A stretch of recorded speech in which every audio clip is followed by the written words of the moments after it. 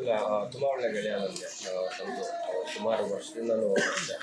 ನಾನು ಸ್ವಲ್ಪ ಎಲ್ಲ ಹೊಸೊಟ್ಟಿಗೆ ಇಂಡಸ್ಟ್ರಿ ಮಾಡಿದ್ದು ಅದ್ರ ಜೊತೆಗೆಲ್ಲ ಒಂದೇ ಊರ ಕಡೆ ಮಾನೇಶ್ವರ ಕಡೆಯಿಂದ ಬಂದಿರೋದು.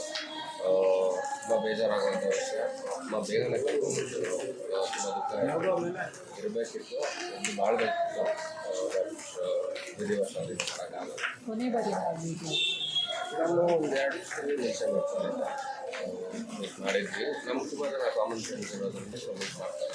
ಏನು ಮಾತಾಡ್ತಿದ್ದೀರಾ ಇಲ್ಲ ಅವ್ರದ್ದು ಬರ್ಕಿ ಅನ್ನೋ ಒಂದು ಸಿನಿಮಾ ರಿಲೀಸಿಗೆ ರೆಡಿ ಇದೆ ಅಂತೆಲ್ಲ ಮಾತಾಡ್ತಾ ಇದ್ವಿ. ಸಿನಿಮಾ ಟಾಪಿಕ್ ಒಂದಷ್ಟು ಮಾತಾಡಿ ಅಲ್ಲಿಗೆ ಹೆಲ್ತ್ ಇಶ್ಯೂ ಬಗ್ಗೆ ಏನಾದರೂ ಹೇಳಿದ್ರೆ ಮನುಷ್ಯ ಈಗ ಅಂದರೆ ಒಂದು ವಾರದಲ್ಲಿ ನಡೆದೋದಾಗಿದ್ದು ರಿಕವರ್ ಆಗುತ್ತೆ ಅಂತ ಅಂದ್ಕೊಂಡಿದ್ವಿ. ಸೀರಿಯಸ್ ಆಗಿದೆ ಅನ್ನೋದು ಗೊತ್ತಿರಲಿಲ್ಲ.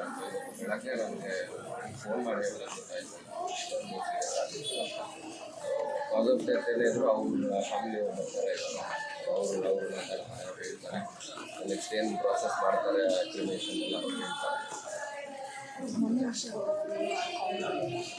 ನನ್ನ ಫ್ರೆಂಡ್ಸ್ ಜೊತೆಲಿ ಇದೆ ಸ್ವಲ್ಪ ಮಾತಾಡೋ ಇದ್ರಲ್ಲಿ ಇರಲಿಲ್ಲ. ಐಸಿಯುನಲ್ಲಿ ಲಾಸ್ಟ್ ಹಂಗೆ ಮಾತಾಡೋಕ್ಕಾಗಿಲ್ಲ. ಬಟ್ 24 hours ಫ್ರೆಂಡ್ಸ್ ಜೊತೆಲಿದೆ ಅವ್ರ ಹತ್ರ ರಿಕವರಿ ಆಗುತ್ತೆ ಅಂತ ಅಂದ್ಕೊಂಡಿದ್ದೆ.